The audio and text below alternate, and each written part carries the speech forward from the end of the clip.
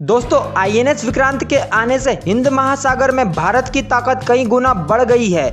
America, रूस, चीन, UK और फ्रांस के बाद अब भारत भी उन देशों की लिस्ट में शामिल हो गया है जिनमें स्वदेशी तकनीक से एयरक्राफ्ट बनाने की क्षमता है।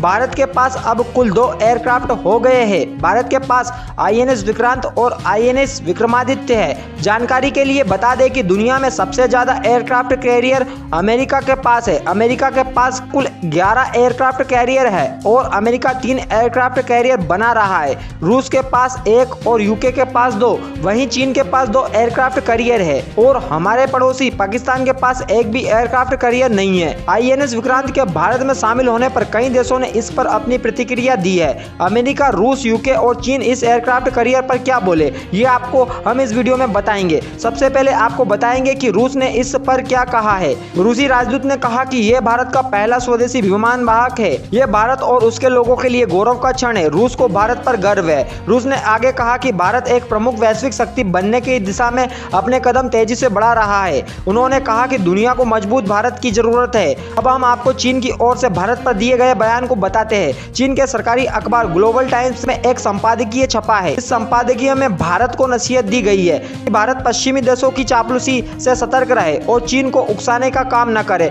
आपको तो पता है, आईएनएस विक्रांत के भारत में शामिल होने से सबसे ज्यादा परेशानी चीन को ही है, क्योंकि हिंद महासागर में चीन को सबसे बड़ी चुनौती भारत ही दे सकता है। इसके अलावा अमेरिका, यूके, फ्रांस ने भी भारत को अपने स्वदेशी विमान वाहक आईएनएस विक्रांत को लेकर बधाई दी है। साथ ही हिंद महासागर में भारत के साथ मिलकर काम करना जारी रखने की भी इच्छा जताई है, जिससे हिंद प्रशांत क्षेत्र हमेशा स्वतंत्र व शांत बना रहे।